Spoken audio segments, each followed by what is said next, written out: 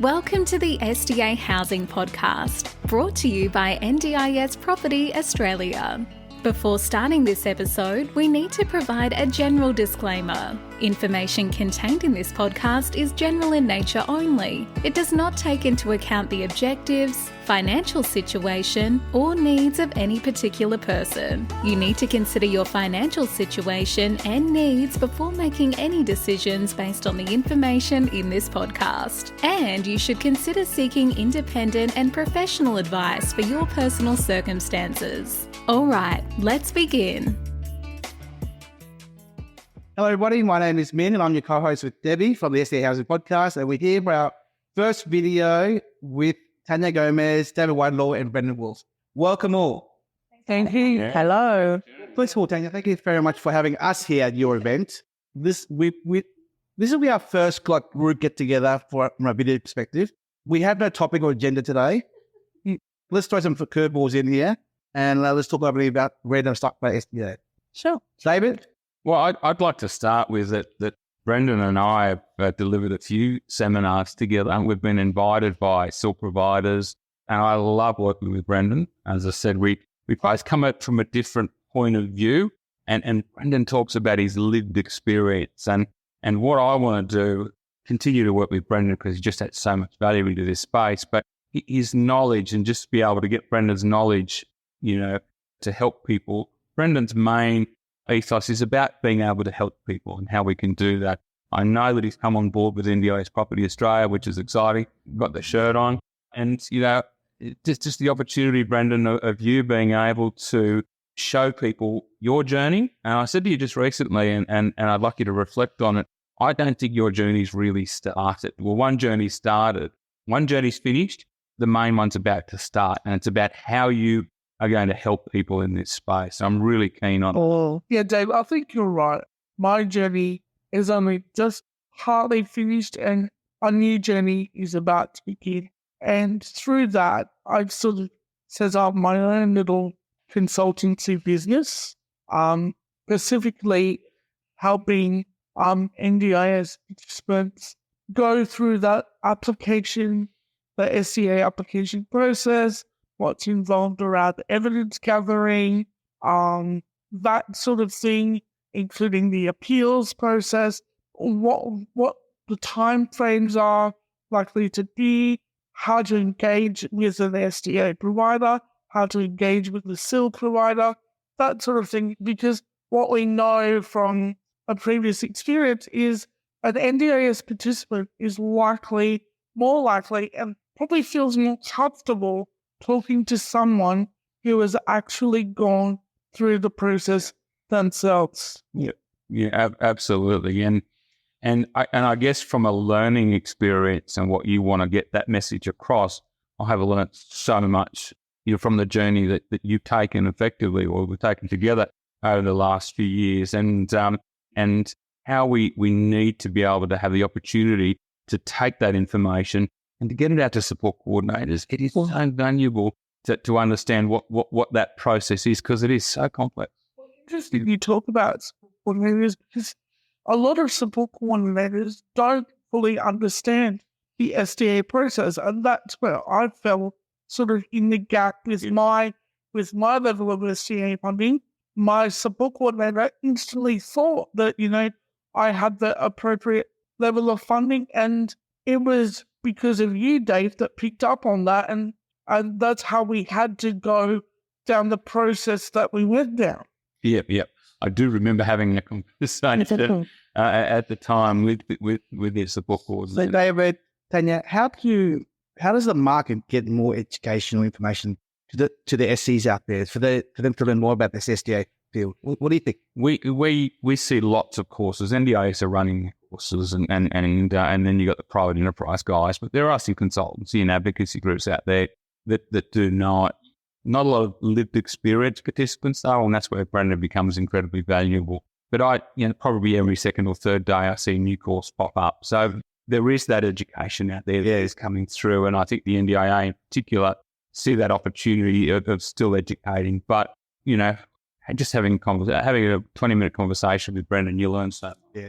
Tania, in your past life your working life as an Right. Do you come across many participants who are actually becoming registered providers to be SCs and whatnot? Not necessarily just support coordinators, but I do see, it's not a large proportion, but I do see that there are people with lived experience who are moving into the NDIS space. From my perspective, I feel like that people in the disability space that work in this sector, they've all come here the majority have come here for one person that they have in mind. So for me, I started working as a special needs teacher because I met one little boy when he was 4 years old with cerebral palsy that was head down in the sand pit, and no one wanted to help him up, and he couldn't help himself up. And so my mission became, I fell in love with him. He's now 23 and I call him my godson, and he's impacted my life, but he's the reason I chose the path that I did. And out of, in my previous life in Provider Plus, I registered 5,000 NDIS providers, and out of the vast majority are doing it for one person, whether it is someone like that touched their life, like mine was a child that I was caring for in a childcare centre, but it could be a father, a mother, a brother, there's so many amazing stories where someone has said, right, this is now personal. This isn't about money. This isn't about glory. This isn't about yields. This is about the support of this person and that they deserve better. And so I'm going to do better for them. And I think people with disability, with lived experience, are so passionate, and it became so personal for Brendon, and he wasn't going to let that go. And it's not until there's skin in the game that we can create change. And I think that's really where the rubber hits the road. Yeah. David, the word saturation is spoken a lot about in the SDA segment sector there. Is there ever a saturation point for providers in the system here? What do you both think, Tania? Yeah. Look, when we have a look at new sites, so someone presents us with a site, and we do a little bit of research about what current providers there are. There are many, many providers that are trying to set up and establish in areas. So when it comes to being a SIL provider, there's a lot of competition. SDA providers, we're all a little bit different, and we all sort of focus on different things. But I mean, there are a lot of big players in the SIL market. Yeah. I mean, you say 5,000 if you audited, but at what point in the future is there too many providers? Not audited, registered. But 50% of all registered providers never become active. They never take a participant on, right? So it's not that big. I think that we're not at a saturation point yet, but the NDIS is a demand-driven system. It's supposed to be the best person gets the work. And so I think it keeps us all innovative, on our toes, and working harder. I was on the board of a disability provider for 8 years before moving. I ran their registered training organisation, but they were part of a disability company. Well, they did in-home care for children with disabilities. And, when I was part of that transition. Tania, are there enough providers, SIL providers and whatnot in the system? You say that there's half of them that are really just registered. Yeah. And given the fact that the agency does do the audits and renewals, if there are inactive providers as well, they'll also lapse eventually. No, there's no provision to remove a registration because you don't have participants. When we first were doing audit to training, there was this idea that if you didn't use it, you would lose it, but that's never eventuated. And I don't believe there's actually a standard or a rule that you can stop someone. So that as long as they go through their audit cycles and do their midterm, they can continue to not have participants. There's about 50% of people who are registered never see participants, but there's also a whole number of unknown number of people who are unregistered providers. So how do you even track or measure that? I don't think we're at saturation point yet. I think that demand-driven system wants more people in the market to do better, to be innovative. Do you think, though, given the current, as you know, the NDIS is being reviewed as a whole currently, do you think whatever comes out of that review, there might be some changes in the way providers on who can provide and how many providers can provide? I don't think there'll be caps on how many can provide. I hope that we will. So the NDIS Commission has a scheme where they have low risk providers called verified, higher risk called certified, and then they have specialist modules, and SDA is the fit special module. And so I think that we've got a tiered system. It makes logical sense to me from my perspective, that you would make anyone certified have to be registered. But I think that is actually a legislation change, not just changing the practice standard. So I think there's a long way to go through the lower and the upper house to make those changes happen. We also have the independent support workers too. Like, a lot of participants prefer to go down that independent support worker path. And what we currently know is there's no regulation on independent support workers. I strongly think that whatever comes out of this review, there will be some sort of regulation around independent support workers. I hope so. But I don't know how soon that would happen. And I also wonder and question, how does that, push into choice and control if we make it too hard for the independent support workers and we give them too much regulation? Who does that force out? Does it force some good people out? And does that impact choice and control? But I think there needs to be something. I think that there needs to be a level of checks. I also kind of feel that some of my clients in Victoria, as an example, it can take 9 to 12 months to get a worker screening check back. So if we can't even do the basics that are in place that are there to protect participants, and we've made this national system that is run terribly and state-based when it's supposed to be national and administered different and has different amounts of costs and isn't a really national system, until we've got the basics of those frameworks, can we put more regulation in place? Can the government carry the burden of the regulation of that? I think go back to what Min originally asked though about the SDA provider market being saturated. I think based on the demand-driven system that you were talking about, given the huge demand we've still got for SDA and the demand that we are expecting moving forward for SDA over the next 10 years, I think there's a lot of room. Yeah, absolutely. The other issue, not really an issue, but in 2016, there were lots of, to kick SDA off, is that SIL providers were given SDA status as well. And what we're seeing is now that those SIL providers have dropped off and are working with SDA providers, and so they don't have that conflict between SDA and SIL. And so we're still seeing many providers who are care providers that were just granted or gifted SDA when it rolled over in 2016. Eventually we'll get to a very, very smaller number of SDA companies, I think, long term. Yeah. Around SIL providers in SDA, coming from an experience that I had when I first moved into my SDA, we had a well-known SIL provider move in, but they just struggled and they couldn't quite deal with the SDA levels that they were supporting. So we had to change SIL providers. I think being a first-time SIL provider in an SDA model that they have never done before, I think there needs to be something around the level of experience that they've had, like a minimum of 2 years, sort of supporting in that level, because participants need to feel safe and comfortable with their providers. And when a provider is not, up to par with their support, it does create that angst feeling amongst participants. Brendon, I think you stated a really good point, is that there are some SIL providers who can develop a roster of care based around an apartment complex. There are SIL providers who can create a roster of care around houses as well. But having a really good, deep understanding of how it works, I think, is really important. And once you get that right, then you can create that security and safety around the development complex. And I think you're spot on. From my perspective, what I would like to see for a SIL provider, and what I'd like to see, without committing, say that I'm doing anything, what I see as a solution there is I work with 30 to 50 SIL providers at the moment. They outsource their compliance to me for 12 months at a time.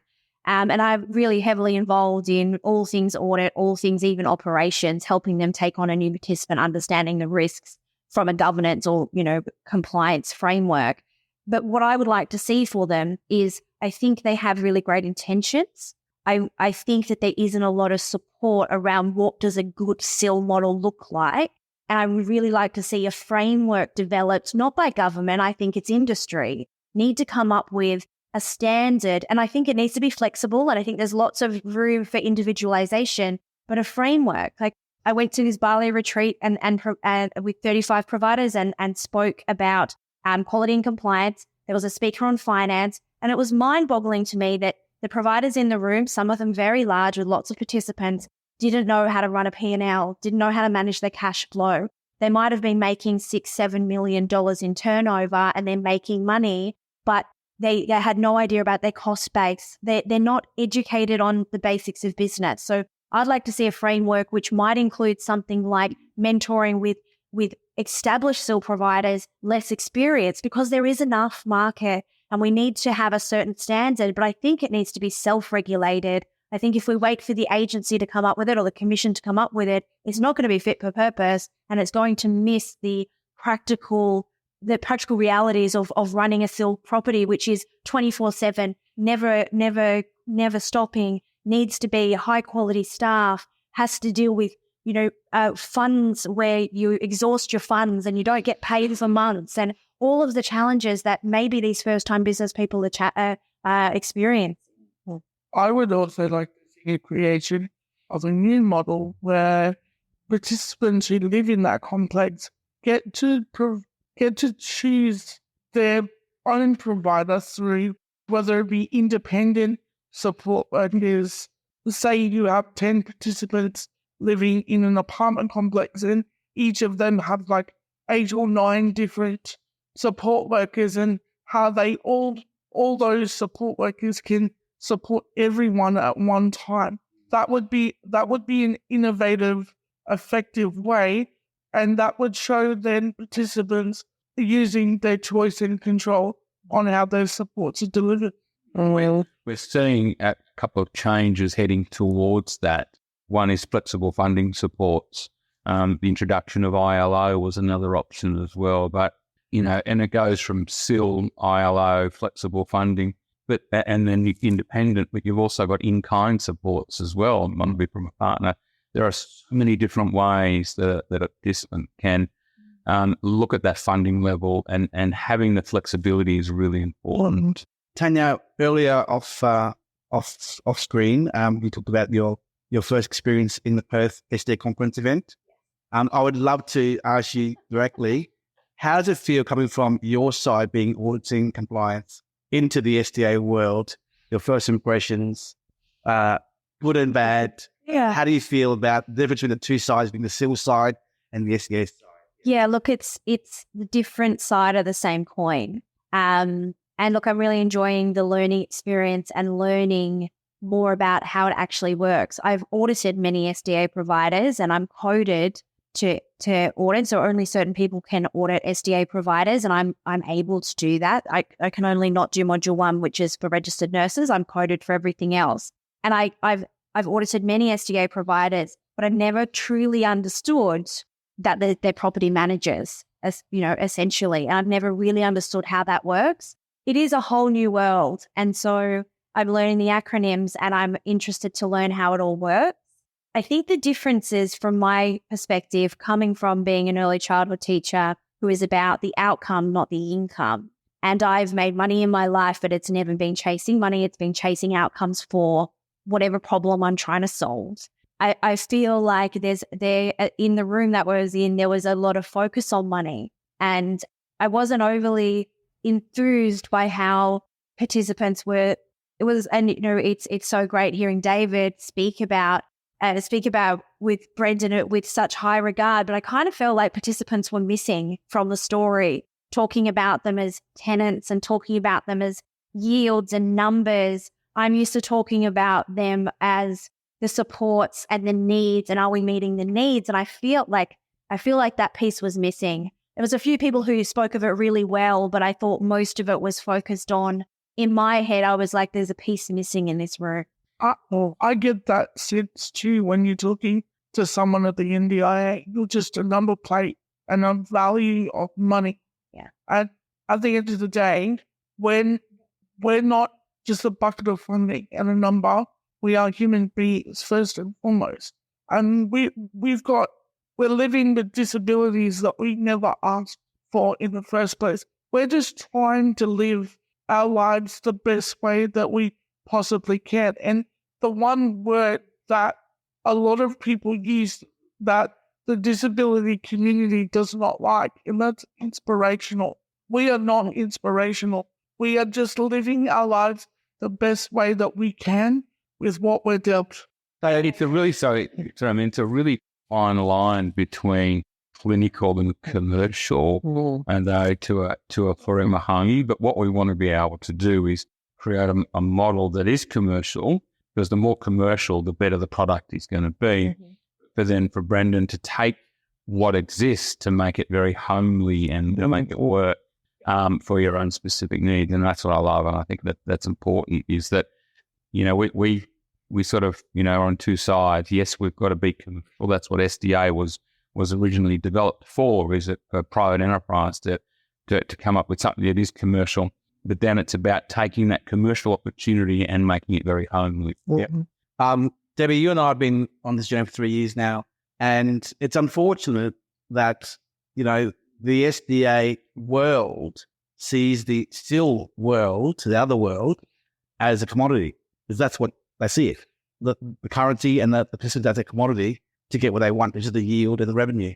But in their defense, not that I'm defending them, without that inflow of money, of capital to build the products, there is no future product or forever home. So we understand both sides. We try to do our best to understand both sides. Oh, absolutely.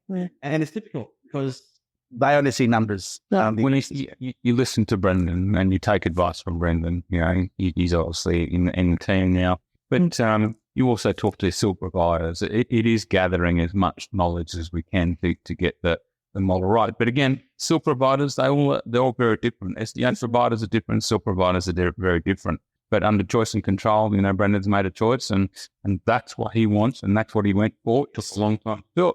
Successful. No, I think also it's just part of the framework as far as, I think that we only do things that are measured or that you're going to get a carrot or a stick about, right, as a commercial business. So in the standards for a SIL provider, there is a standard that requires that the standard is something like provide opportunities to people with disability to give feedback on their policies, procedures, and governance. That standard or that quality indicator isn't in the SDA standards. It's not required of an SDA provider to do that. By best practice, you would do that. You would do that for choosing locations. You'd go participant-led, but it's not a requirement of the standard, so there's no stick. If I go to a SIL provider and they haven't been doing it, I can give you a non-conformance and I can say I'm coming back in 90 days to see that you've done this. With an SDA provider, I go, so you've done no consultation? No. And you just built 10 houses robust all in a row? Yes. There's nowhere for me to give you a cross. So I think it's always by design that SDA is a separate sector within NDIS. Separate. Debbie, when you were at the Perth event and did your two presentations, which Tania obviously saw, the second presentation about short-term accommodation, the cousins of SDA being ILO, STA, MTA, SIL, around the word SDA. How did that go with the crowd and the after effects of that exposure? Yeah, it was really interesting that, and when I started that presentation, I said, okay, who knows what MTA is? Who knows what STA is? MTA was better known. And I guess because it is so closely aligned with SDA, but there seemed to be a lot more hesitancy about what STA actually was. And what does that mean? Short-term accommodation. So that did start a conversation. I obviously gave my presentation, but at the end of the day, when we had a panel and there was a lot more discussions came out, and even just in future discussions later that evening, there was a lot of talk about STA and respite and how it worked and how people could be involved in it. Why do you think the interest is there now on this topic from this event? I think maybe they'd heard about it. They really weren't sure what it was. They were still learning. They didn't realise what kind of money was there. Keywords. So there we go again, money. When they saw those figures, it was like, wow. It's very interesting how we're talking about STA at the moment. because I'm seeing through social media a lot of these SDA providers saying, oh, short-term holiday, come to us and go to the theme parks. But yet you go to the NDIA and you say you want to go on a holiday. They don't like that word. No. They do not like that word. So you've got providers advertising a false, product, and you've got participants being let down because you can apply for you can go on a holiday, but yet the NDIA don't allow that. Yeah. How do we overcome that? Well, Debbie, what's the foundational understanding of what respite? Respite is firstly a chance for the informal carers to have a break from their day-to-day 24/7 caring of their loved one.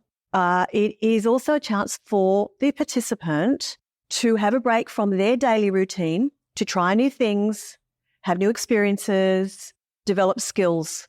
So that's where that kind of holiday thing comes in. And no, we don't term it as a holiday, but it can be a break from their normal routine, go somewhere different, stay somewhere new. That is capacity building.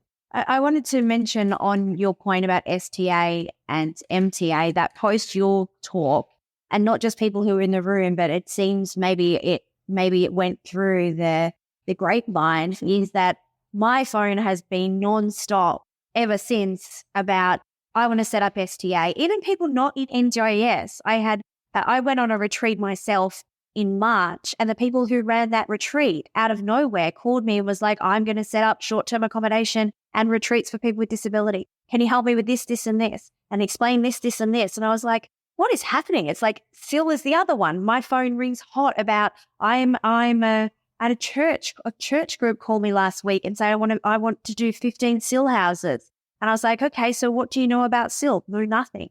Okay. And they kept saying, oh, we've got the manpower. I was like, what manpower do you have? Thinking support workers. Oh, no, we feed the homeless, but we want 15 SIL houses. Can you make that happen?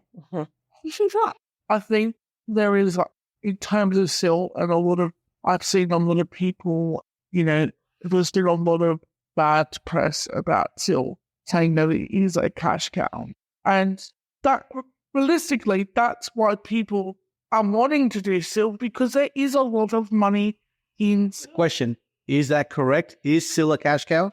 No, I don't think it is. We've seen lots of providers. What it has been, in the past, and I did read an article once that said that SIL was a 38% profit margin, and that article also stated that SIL went down to a 2% profit margin. The system changed. You would put in all the hours that's required to support someone, and you press a button and it would come out with a monetary figure. Now you're given a monetary figure and just say, hey, make it work. So we've seen a reduction in SIL over the past. But I think there's still pockets where it's quite really pretty, like the 6-on-1 care or complex care. I think that the niches that exist, there's still pockets where it's quite lucrative. A lot of providers can make it work. Yeah. Yeah, a lot of providers can make it work, absolutely. But if you take the disability support worker model, which tells you what you should be paying people, and they break out your percentages, if you work just off that, there isn't a large profit margin to be had. Yeah. But in the SDA space, there's only 6% of participants in the NDIS will get SDA. Is there something to support the other 94% of participants? No, not at the moment. Is that where ILO is coming in? Not when it comes to housing. I think this is where what we heard earlier in the years, the minister come out and say the states have like the NDIS is not a light. And when it comes to participants who aren't on the NDIS, who don't have SDA, the states have a responsibility to those people to provide adequate, safe housing. The states have a responsibility to step up here. Yes, they've signed up to the agreement and they're willing to pay whatever, but they still have a responsibility to provide services outside of the NDIS. I agree. Yeah. More social, community, affordable housing. And I think that SIL and ILO will see the benefits. I think that wraps up our session then. Yeah. Thank you. We hope you enjoyed this episode. Please make sure you are subscribed and following us so you can keep in the loop with all of our upcoming episodes. We would really appreciate it if you could leave us a 5-star rating, a written review, and to share this podcast with those that could benefit. Until next time, catch you on the next episode.